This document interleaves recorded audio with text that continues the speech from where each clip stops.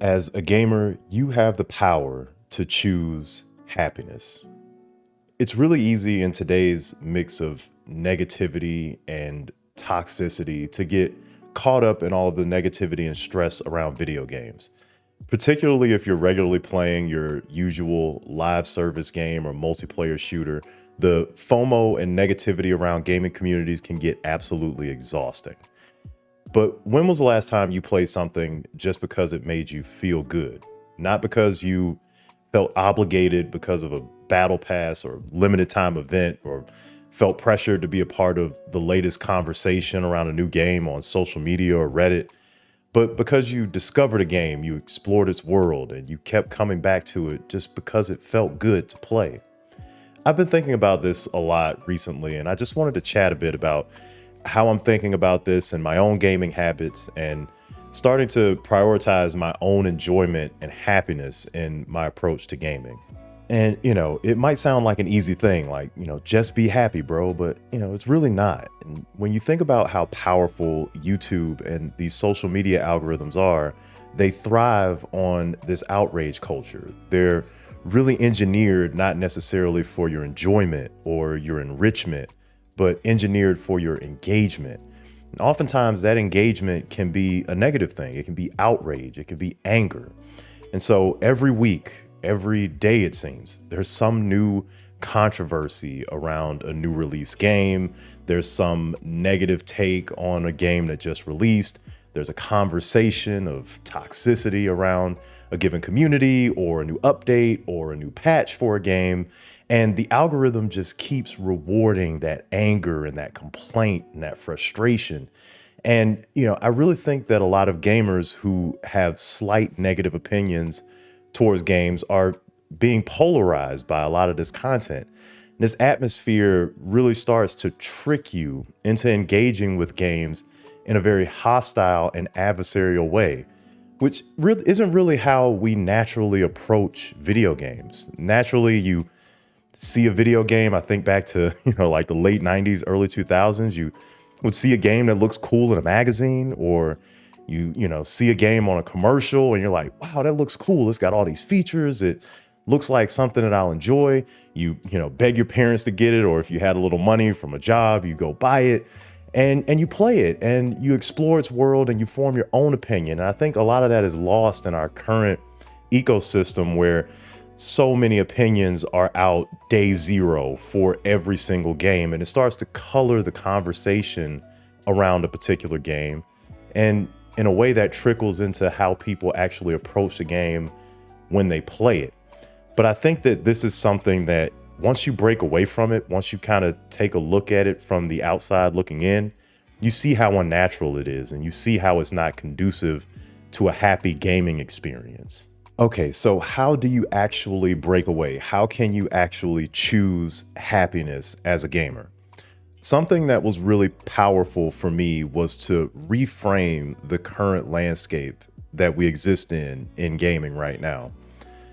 The truth is, right now, in the year 2025, we have more choices now as gamers than ever before. If you think about choosing to play retro games, right? Retro these days, it's not just going back and playing like Pong or Tetris. Nothing wrong with those, but it's not just those simple, really old games. Retro games these days are, PS2, PS3, 360 era games that still look great, play great, and have a lot of the best things about modern game design before some of the more insidious monetary practices and things started to infest modern gaming. So the thing that I'm not trying to do with this video, it doesn't matter how you feel about modern games. If you think that monetization practices are too aggressive, if you think a lot of modern games are taking poor directions in their design or in their storytelling, those are valid feelings. And those are some things that I feel myself about a lot of new releases, but it doesn't have to color your entire experience. There's so many games out there, from retro consoles, which, like I said, include PS3 and 360, full 1080p HD graphics, right? And the indie scene as well. The indie scene is really thriving. So if you have a Steam account, then there's so many cheap, good creative, thoughtful games to discover and explore on the indie scene on Steam. And a lot of these are finding their way to, Xbox and Nintendo Switch storefronts. So even if you're on console, you can really play and dig into those games.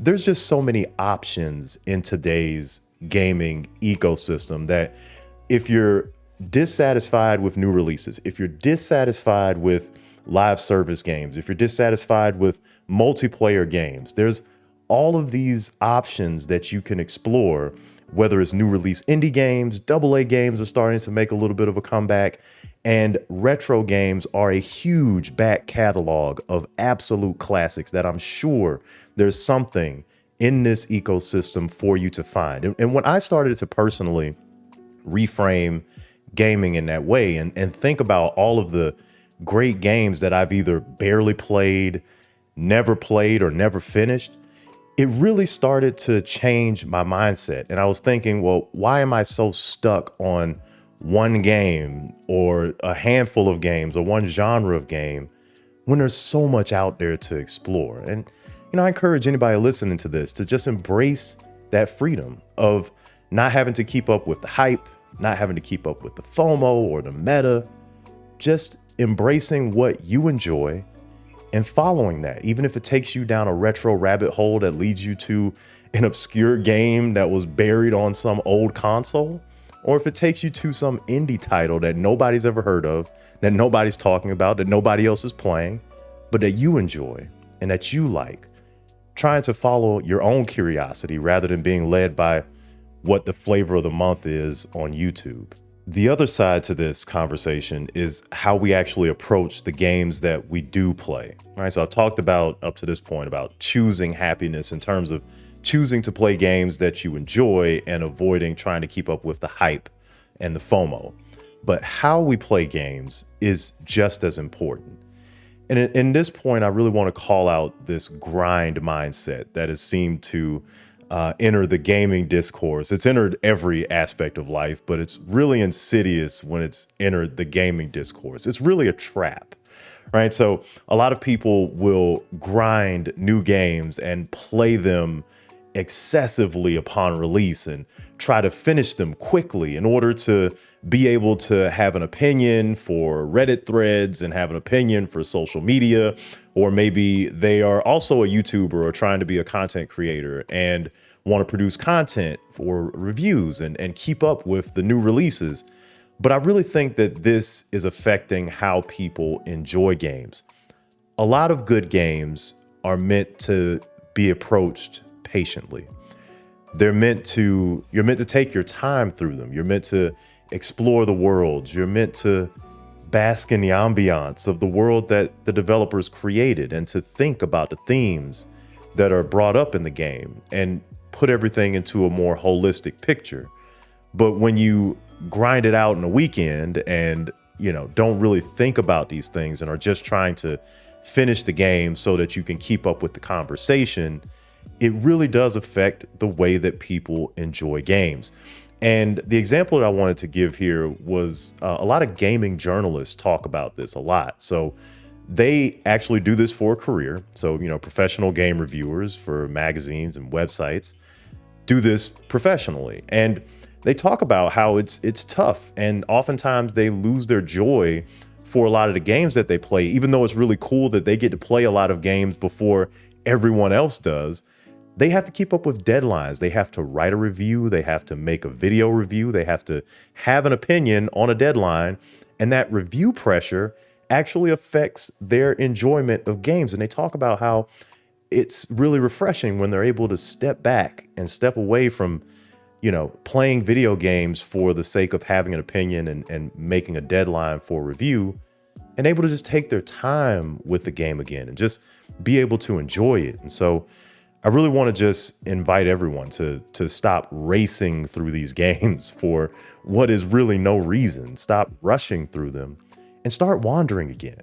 If you have an open world game that you're playing, just do some exploration. Just walk around. Just look around and inspect the scenery.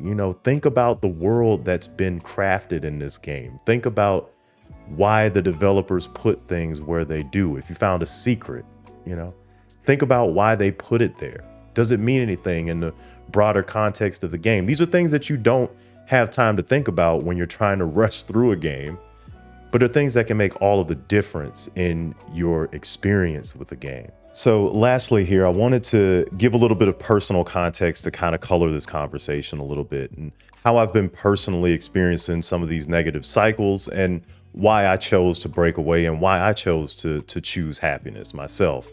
So my live service games of choice were the ARPG isometric loot fest, Diablo 4, and Path of Exile 2. Now, when I first started playing these games, they both started out as really fun adventures. They were both my first real experiences with this genre. I played Diablo 3 a little bit, but didn't really stick with me. But then I played Diablo 4 and it really stuck with me. And my first playthrough, the story was great. I loved the world that was built in Sanctuary. And I won't go too deep in this. It's probably going to be its own video. But my first playthrough of Diablo 4 and Path of Exile 2 were great. And I was taking my time. I was learning all the different mechanics and the different systems in the game. But then I started getting on the seasonal hamster wheel with Diablo 4 and coming back season after season. I started to become more involved in Reddit. I started to watch more of the YouTubers. And after a while, what started as an adventure and started as something that, was me exploring my own curiosity about the game's systems, started to just become a glorified slot machine, and something where I was just trying to optimize a build and, just playing just to reach an end goal that I had seen some streamer make, right? And then that changed the game from being an adventure into being work, into being a job. And I started to approach the game like that. And then when you get to the end game, you get to your end character, you're ultimately unsatisfied because it wasn't something that you really wanted to do. It wasn't something that you really chose to do. It was something that you were sort of driven to by the community noise and the community conversation around what's best and what's optimal. And so I had to step away for my own sanity, right? Because I started to realize that, these games weren't meant to maximize fun. They were meant to maximize engagement. And with Diablo 4 and Path of Exile in particular, they just tune the knobs, tune the numbers, make the enemies a little bit more harder, give things a little bit more health so that people have to grind a little bit longer, make XP take a little bit longer, right? And these things aren't inherently evil, right? So I don't think, I'm a little bit more optimistic on live service than this video may imply, and maybe that's something else I'll talk about in another video, but it's not inherently evil, but I don't think this has to be the way that we play video games. This doesn't have to define the way that you play video games. And I think really what I'm trying to drill home here is that there's a choice that you can make. You don't have to stay stuck with these games that, ultimately suck your time and don't give you as much enjoyment, and choose something that really does nourish you, fulfill you, and something that you'll get enjoyment out of. There is a choice that you have, and you can choose happiness. I think that making this choice with our time and what games we choose to play is really important, not just personally for your own happiness and for your own enjoyment, but for where video games go from here. If we don't prioritize what we want, it will go away. I think about the single player first person shooter games that we used to get a couple decades ago. It used to be like for classic games like Halo or the original Far Cry.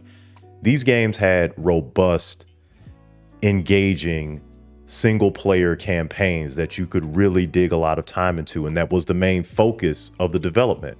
They had multiplayer. Multiplayer received a lot of attention, but they had these single player campaigns.